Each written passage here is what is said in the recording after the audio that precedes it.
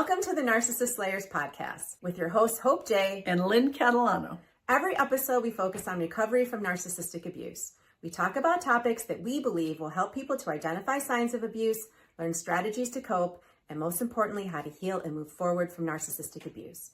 We are both survivors of narcissistic abuse ourselves, lawyers, and one of us is an author. Well, thank you, Hope. My book, Wrecking Ball Relationships, How to Identify, Live With, or Leave the Narcissist in Your Life, is available in many places, including my website, lynncatalano.com. Because we have been in your shoes, we know how difficult this journey can be. That is why I founded the Center for Hope of Western New York, a nonprofit organization which provides education, support, and advocacy for survivors of narcissistic abuse. You can find out more about the Center for Hope at centerforhopewny.org, and all donations are gratefully welcomed and tax exempt. Please follow us on X and Instagram at NarcSlayersPod, and also on Facebook, LinkedIn, Spotify, and YouTube, the Narcissist Slayers Podcast. You can also email us directly with your questions at narcslayers@centerforhopewny.org. Welcome back to the Narcissist Slayers. I'm your co-host, Hope J. And I'm your co-host, Lynn Catalano. And today we have a topic that we think is universally going to be helpful for anybody who's listening to this podcast, because it's kind of the basics, right? Yeah. We've been doing some basics lately, haven't we, Lynn? Yes, back to basics. Right, back to basics? Yes. So today we are going to be talking about how to identify signs and symptoms of narcissistic abuse and what steps that you can take to get help. And, you know, wherever you might be in your journey, if you're farther along, I think that listening to this might kind of help you think about how you got where you are, But if you're just starting out on your journey, then I think this podcast is going to be very helpful, because this is something that I see with people who I'm meeting for the first time, who are just sort of coming to the realization that they might be in an abusive relationship, and they don't really understand. I actually had a conversation just the other day with somebody that, she's an attorney and well-educated, and of course, as am I, as you are, right? And said something to me like, after kind of discussing a lot of the coercive control tactics in the relationship, but, I'm not really a victim of abuse, am I? Oof. Right? So, that just tells me that it's still a thing, that people, don't recognize that being in a relationship that's characterized by this kind of abuse is actually abuse. So in any event, this I think is helpful for people. Yeah, because I know in the depths of my worst times, I definitely didn't feel like a victim, and I didn't know it was abuse, and I didn't know what it was, but I'll tell you some of the things I felt, and you see if you can relate to this. I felt like I was going crazy. I felt lost, and like my life was spinning out of control. Like I couldn't put my finger on it. It took me a while. I felt isolated from friends and family. I felt all alone. I felt like I didn't trust anyone. Most of all yourself, right? Definitely. Oh, that's the big one. Definitely. I had trouble making decisions. Yeah. At work. Well, you're in the fog, right? The fear, obligation, and guilt. I just got an email from somebody that reached out to the center, and in her email she said something along the lines of, "I'm just coming out of the narcissistic fog." And FOG, for those of you who don't know, is the acronym is fear, obligation, and guilt, and it keeps you stuck in this place. Well, I think stuck is a good word as well, because we know that we're someplace that we don't want to be, but we don't necessarily know what to do next. Right. So we do feel stuck. Sure. Yeah. I think there's such an amount of like minimalization, like you feel demeaned and disregarded, and I mean, I definitely felt like nothing that I was going through was important, certainly not to the other person. But even, right, even like you kind of, with the cognitive dissonance that is going on, Yeah. you minimize it to yourself. Yeah. It's not so bad. Well, right? that's Yeah. exactly what Right. this person was doing, Yeah. right? When they talked. Yes. Like, Yeah. I'm not a victim. It's not that bad. Right. But then there's this other thing that you're filled with shame Yes. about it. And so it's difficult So to much. articulate Yes. what's happening to you to other people. Like, it's hard to even say it to your best friend. It's hard to say, this is what's happening. Right. Can you believe this? Right. Well, I think, it's, you even have to go like further back than that, because you don't have language to describe what's Yes, happening. agreed. But it's more of a, like, when you say, what are the signs and symptoms, right? It's more of a, like, are you going to self-diagnose, like, in order to even be able to talk to someone else, like a professional, about it. I think oftentimes for people, they're not able to recognize that they are a victim or a survivor of narcissistic abuse until someone else who has the knowledge, who understands these dynamics, who can kind of reframe that for you, tells you that, yes, these things that you're feeling, all the things that you just described, those are actually, signs Yes. that you might be in an abusive relationship. Yes. If you, Yes. and you went through that list. So. Well, I'm going to tell you, for me, what was the most eye-opening was reading other people's stories and watching videos. I can't tell you how many people come to me for help that have been watching my videos on Instagram or other people's and saying, aha, like it's when you finally connect all the dots and you're able to see, oh, I'm not alone.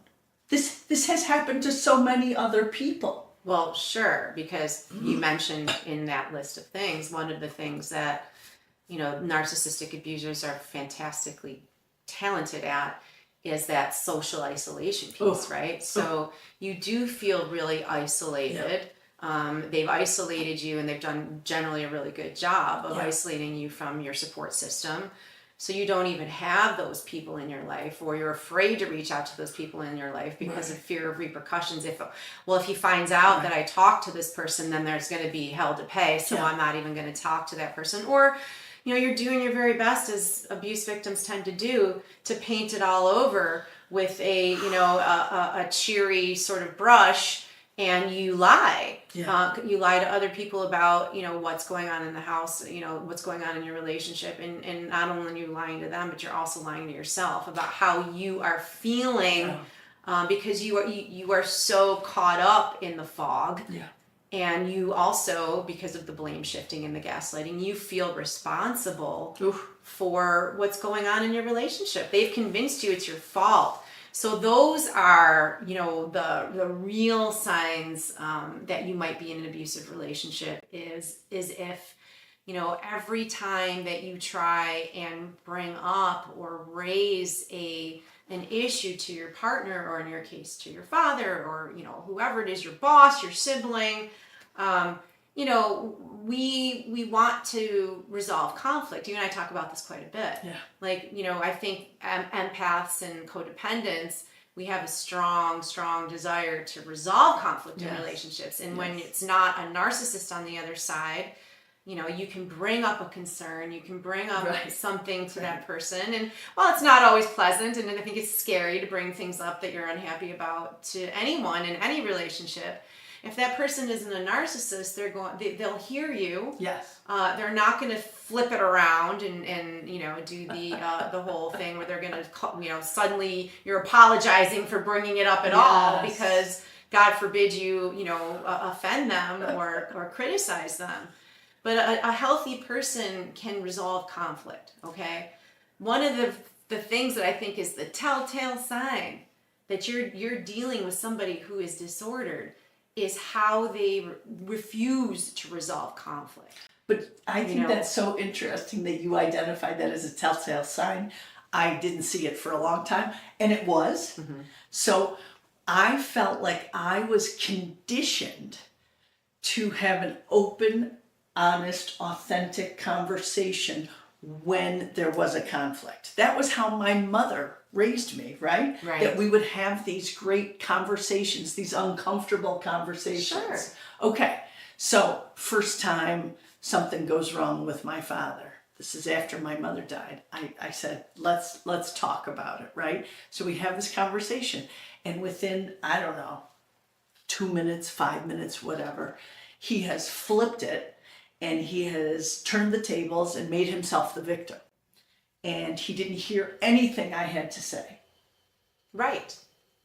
He heard it, but his response was, I'm not going to be held accountable. Nope. I'm not going to be responsible. I am not going to allow somebody to, cause me to feel whatever narcissistic injury that you said to him caused him to feel. Yes. So rather than, take that in and have a conversation with somebody that ends in a resolution, it's like it bounces off them and just goes right back onto you. Like it's like a reverse dagger, like what you weren't attempting to hurt somebody. No. But they are always going to feel that as an attack and turn around and try to hurt you. But you know what, Lynn? One of the things that I thought is really important for people to understand is when you are in a relationship like this and you're going through all of these things, you can kind of start to see what the things that you're feeling in the context of the relational aspect of narcissistic abuse. But I want to bring up, and I think it's really important to raise for people listening, is how is it impacting you as a person? And so many people that I know that have been through a relationship like this, it just takes so much from you personally. Your loss of sleep, your inability to concentrate. So many people lose weight, just they can't eat because they can't hold anything down because of the stress. Yeah. They develop all of these real physical health symptoms where they're sick all the time. Their immune system is down. Well, I think first when you disturb someone's sleep, and I think that it's impossible to sleep if you're in a toxic relationship. Yeah. I had chronic insomnia, and so once you disturb someone's sleep, I think your All the things flow your from there. whole Yeah. holistic self has problems. And so then I had gastrointestinal problems. Then I had skin problems. Yep. I actually woke up one day when I knew that I was going to see him, and my eyes had swollen. Yep. And I had I hadn't changed anything, no detergent, no skin products. I hadn't changed anything. It was a visceral it's the physical response. manifestations of abuse. And and by the way, everyone who's listening, it's real. It is real. Don't let anybody talk you out of it. I have seen women come into my office and it is astonishing. Yeah. Their physical appearance. Yeah. They're they were healthy. Lost so much weight that they look like they're anorexic, and not because they chose to, because the stress of the relationship. When you're in fight or flight all the time, which you are, your adrenaline and your serotonin is being constantly triggered. You do develop physical symptoms that are real. They're real, and there's a whole body of literature on narcissistic abuse victim syndrome, which you can Google and look up or whatever. But the mental health stuff is often accompanied by physical symptoms, and then in addition to that, people also start to have unfortunate reliance on things that in the previous time in their life they would have never. I've had women who have come in who have had DWIs because they've turned to alcohol to manage their stress, or they become addicted to pills, or some other because you're trying to do everything to be able to function, and things unfortunately sometimes spiral from there. Well, I was going to say that the change in your mental state. Yes. And the fact that I don't think I had anxiety issues before the relationship. Right. And maybe they were small, maybe they were tiny. Right. And I think there's a piece of it that goes into depression. Yes. Because it's so easy for you to just sit in it because you're isolated, because you can't, you're filled with shame and self-doubt. And so you have a hard time articulating exactly what's happening to you. And so it's just for you. And that is no good. It festers and creates all these other issues. Yes. Yes. So how, I mean, I guess, you know, for somebody who's listening and they're like, oh my God, that's me. Yeah. Like I feel this way in my relationship. I'm having all of these, you know, symptoms, mental health symptoms, physical symptoms. And maybe, you know, you're thinking about how, you know, what's your next step or what can you do? Yeah. What would be your recommendation to someone who's listening right now? So there's a couple things I would do right away. First of all, find your support system that you feel like you've been isolated from. And please know that the people who love you still love you. And so no matter what, so whether that's your mom, your sister, your best friend, your whomever, okay, find them and tell them what's been happening. Number two, I would always talk to a professional. Yes. And so whatever your comfort level, whether that's a therapist, a counselor, a professional coach, wherever you find that. And here at Center for Hope, we have all of that, and we can work with basically anybody. Our counselors can work with anybody who lives in New York State. If you're outside of New York State, we have a fantastic support group that you can apply online. We have applications right on the website. We have financial assistance if you qualify. And also, Lynn is a narcissistic abuse recovery coach. Yes. You can find her right on the Center for Hope website. You can Google her name, and Lynn can work with you one-on-one. In any state. In any state. Yes. Yes. But I do recommend talking to someone that is familiar with narcissistic personality disorder, and you're going to get that at the Center for Hope 1,000%. Elsewhere, I am not as confident when you're dealing with someone that might have a cursory knowledge of the narcissistic personality disorder. But if you are feeling like, you know, I don't know how I'm going to get up tomorrow and continue to do this, reach out. Yes, That's you know, that's the only thing is that you have to take that first step for yourself. Yes. You have to say, you know, I'm a victim of abuse. Yeah. And that sometimes takes some time. Yeah. It takes some time to get there. It takes some time to acknowledge it. But once you do, there is a ton of resources out there for you to help you on the journey. Center for Hope Western New York is one, but there's many others that are out there. But that's why I said talk to your support system first, Yeah. because you have to get comfortable talking about it and addressing this. And I don't want anyone to go through what I went through. I don't want anyone to go through what you went through. I want people to be aware of what's happening and learn about NPD, learn about cluster B personality disorders, and please talk to someone. I tell people that every day. And you know what I want to share today, because we're in a new studio. Yeah. I just want to welcome everybody.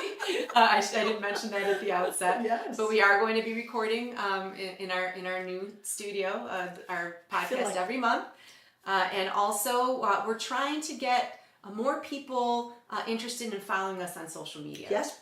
We do have our own social media accounts. On Facebook, we are the Narcissist Slayers Podcast. If you find us on Facebook, please follow us, give us a follow. We're also on LinkedIn at the Narcissist Slayers Podcast. And we're on Instagram and X, the Narc Slayers Pod. That's the Narc Slayers Pod. You can find us on it. Please, we're trying to get more followers. We need to get the message. Help us get this message out there. help other people to find us, Yes. find the Narcissist Slayers, but not only find that, the Center for Hope. when you follow us on any of these platforms, you'll be notified of our new Right. episode coming out. Exactly. You'll be guided to our links. And if you are interested in having your questions answered, Yes. okay, we're in the process of developing a Patreon page, and we're going to be answering questions that people write in our additional content. So hopefully, if you like what we're doing, you will follow us on Patreon as well. But you can send questions to Narc Slayers at Center for Hope, WNY.org. It's Narc Slayers at Center for Hope, WNY.org.